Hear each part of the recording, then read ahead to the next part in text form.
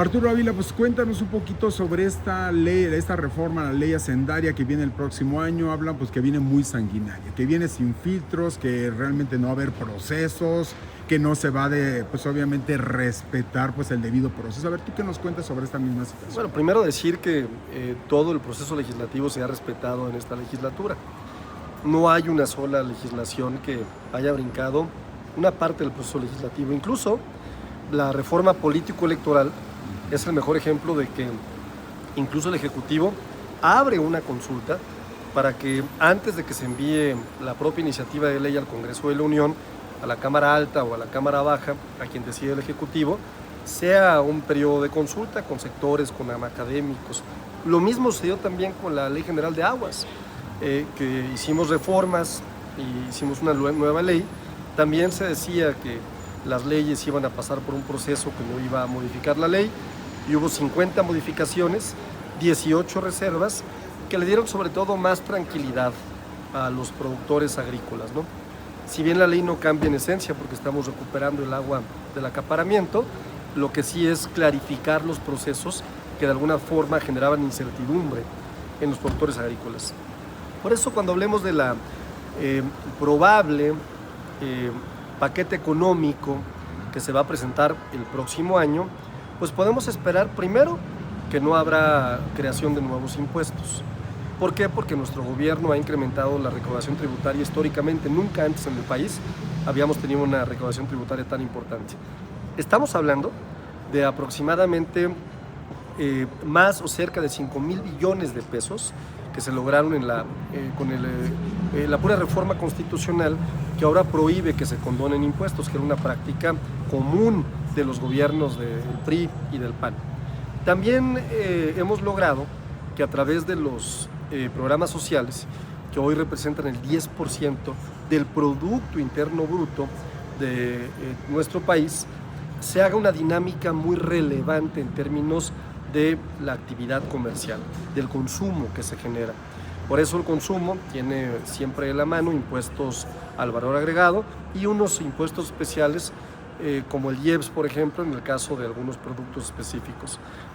Yo diría que no viene una reforma en términos de Hacienda, una reforma fiscal, que seguiremos construyendo un presupuesto que tenga equilibrio entre la deuda pública, que no rebasa hoy el 53%, comparado con países como Estados Unidos, que están por encima del 200%, o como Japón, que están por encima del 200%, con un país que tiene indicadores de inversión histórico, segundo lugar en inversión extranjera. Por cierto, gran parte de la inversión que se queda en nuestro país es reinversión, lo cual es un síntoma siempre de confianza por parte de los inversionistas locales. El peso, un peso fuerte, un peso que sigue a la baja, una de las monedas más preciadas en el mundo, y una economía que alcanza niveles de crecimiento similares a los de los 20 países de la OCDE. Es cierto que el crecimiento es poco en todos los países de la OCDE. ¿Por qué? Pues porque hay un ordenamiento comercial. Solo China y la India alcanzan niveles de crecimiento superiores a los 2 dígitos.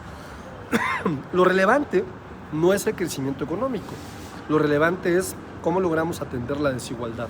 Y la buena noticia es que de acuerdo al coeficiente Gini, México y Canadá son los países que en los últimos 10 años han logrado la mayor reducción de desigualdad social.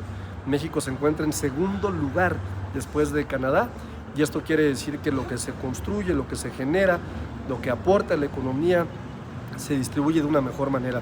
Un dato que a mí me parece muy ilustrativo es que en el 2025, en el gobierno ya de la presidenta Claudia Sheinbaum, un 4% de los ricos son más ricos.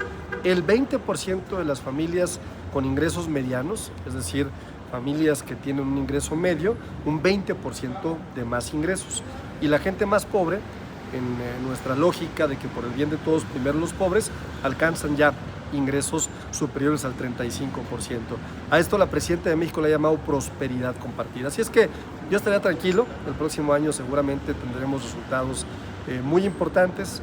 Seguramente la relación con Estados Unidos seguirá avanzando por buen camino a pesar de los episodios que tenemos, dada la coyuntura política que a veces surge en Estados Unidos, y el gobierno seguirá apostando a seguir construyendo programas sociales, programas de bienestar, a seguir acrecentando, por supuesto, los programas que llegan a sectores muy específicos, adultos mayores, gente con discapacidad, jóvenes de secundaria y de preparatoria, jóvenes que están en centros de trabajo a través de Jóvenes Construyendo el Futuro, el programa de salud más importante de la última década en nuestro país, Salud Casa por Casa.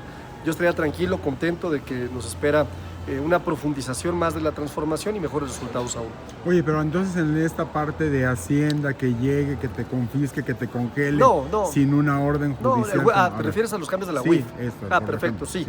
A ver, yo lo que te diría es, para quien tenga, sin duda, actividades que están relacionadas con el lavado de dinero, ¿no? Y que existan pruebas plenas que indiquen que existe lavado de dinero, ahora la UIF puede congelar las cuentas. Ojo, bien importante, no es como que la presunción de inocencia se termina.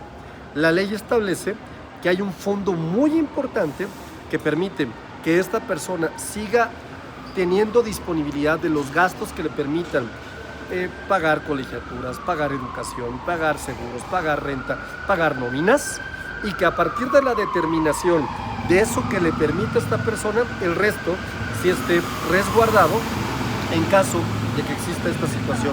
Con otro tema muy importante, se tienen 6 meses para poder determinar si existe efectivamente una conducta ilícita que lleve al congelamiento de las cuentas. ¿Por qué queremos evitar esto? ¿Por qué queremos esto? Bueno, porque en el gobierno de Enrique Peña Nieto, ustedes recordarán, ¿no? Y en el gobierno de Felipe Calderón hubo personajes que ya están hoy en la cárcel y que lamentablemente, como no había este tipo de herramientas, pues lograron sacar todo su dinero del país. Y hoy esos recursos que fueron robados de la nación, pues están en otras cuentas de países extranjeros. Oye, pero entonces esto quiere decir, para la gente que nos está viendo, porque no todo el mundo tiene muchas veces el lenguaje tan técnico como ustedes, ¿a qué le llamamos lavado de dinero? ¿Qué abarca el lavado de dinero para que seamos Es el dinero que se ingresa de una actividad ilícita a una actividad formal, ¿no? Un ejemplo muy claro es si de pronto hay gente que se dedica al narcomenudeo y obtiene ganancias del narcomenudeo, que este dinero lo metan, por ejemplo, a un restaurante, ¿no? Y que lo metan con el pretexto de que hubo una venta simulada de una comida o de 1000 comidas o de 20,000 comidas, ¿no? Y entonces este dinero que no proviene necesariamente de la actividad o del objeto social del restaurante, sino que proviene de una actividad ilícita como el narcomenudeo, pues ha sido integrado a la economía formal. Y esto le hace mucho daño, por supuesto, a la economía formal. Oye, y estuve yo el pasado sábado ahí en el Zócalo para ver lo de la celebración de los 7 años de la Cuarta Transformación, y muchas de las personas comentaban precisamente sobre esta parte de que estaba trabajando mucho Morena para poder acabar con la corrupción. ¿Qué pasa con Enrique Peña Nieto? ¿Por qué lo tienen ustedes teniendo en la Cámara? Obviamente, ¿por qué no ir contra este personaje si tanto daño le hizo a México? Porque ustedes no han actuado en contra de él y todavía habló a la presidenta, le dijo que estaba aquí en México después de 7 años. ¿Por qué no actuar? Porque la gente era lo que pedía, decía, los neoliberales, el pasado, ahora está Enrique Peña Nieto en México. ¿Por qué no se le ha abierto una carpeta de investigación? ¿Qué ha pasado con él? Hay una lógica muy clara. En el pasado teníamos un poder judicial muy corrupto, muy corrupto. Yo estoy seguro que si las carpetas de investigación de Petróleos Mexicanos, específicamente las que tenían que ver con las aportaciones que se dice que hicieron de Oberdrecht para la campaña de Enrique Peña Nieto, hubieran sido integradas por un buen ministerio público, pero a su vez consignadas por un juez de lo penal que no fuera un corrupto, seguramente hoy no tendríamos a Emilio Lozoya en su casa viendo la televisión de una forma muy cómoda, y seguramente hubiéramos podido llegar aún más lejos, por ejemplo a un expresidente como Enrique Peña Nieto. El problema es que la complicidad de los poderes, como el caso de los poderes del Poder Judicial de la Federación, pues lamentablemente en el pasado fueron cómplices. Pero ahorita, por ejemplo, que ustedes tienen la Cámara, la mayoría no actuarían para poder hacerle justicia. Habrá seguramente resultados donde pueda haber resultados. Ya lo estamos viendo con Duarte, por ejemplo, que fue llevado a la justicia, ¿no? Ya lo vamos a ver seguramente con Francisco Javier Cabeza de Vaca y con todas aquellas personas que tengan una deuda con la justicia. Yo estoy seguro que el nombramiento de Ernestina Godoy como nueva fiscal general de la República va a lograr que este tipo de trámites tomen velocidad y que el nuevo Poder Judicial pueda encarcelar a quienes de alguna forma cometieron alguna conducta ilícita. Entonces el nombre de Enrique Peña Nieto no se escapa también de... Nadie se escapa, ni Peña Nieto ni Felipe Calderón. Es más, si yo fuera ellos estaría muy preocupado, incluyendo a Felipe Calderón, por supuesto. Están pensando en eso y no se va a escapar. No se va a escapar nadie. Quien la haya hecho la paga. Y ya nada más para concluir lo de Gertz Manero, ¿qué pasó? ¿Por qué 7 años en la fiscalía? La gente también decía el sábado en esta celebración que el ministro Florero y que el fiscal Florero y demás. ¿Qué pasó? ¿Por qué tanto tiempo entonces lo tuvieron al frente? A ver, Gertz Manero cumplió un momento, nació en 1939, un hombre mayor. Hoy la fiscalía necesita más dinámica, más dinamismo, más colaboración. Ernestina Godoy tuvo mucha colaboración con Omar García Harfuch en la Ciudad de México.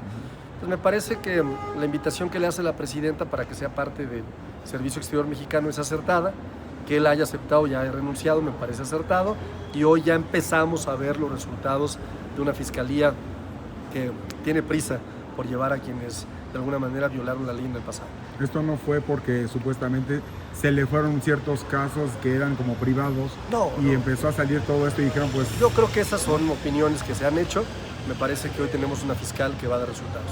Pues muchas gracias, Arturo. Muchas gracias, que estés muy bien. Hasta luego, gracias. Muchas gracias. Y vamos a estar en contacto, en comunicación. Claro, dame tu teléfono ahorita, claro, por supuesto.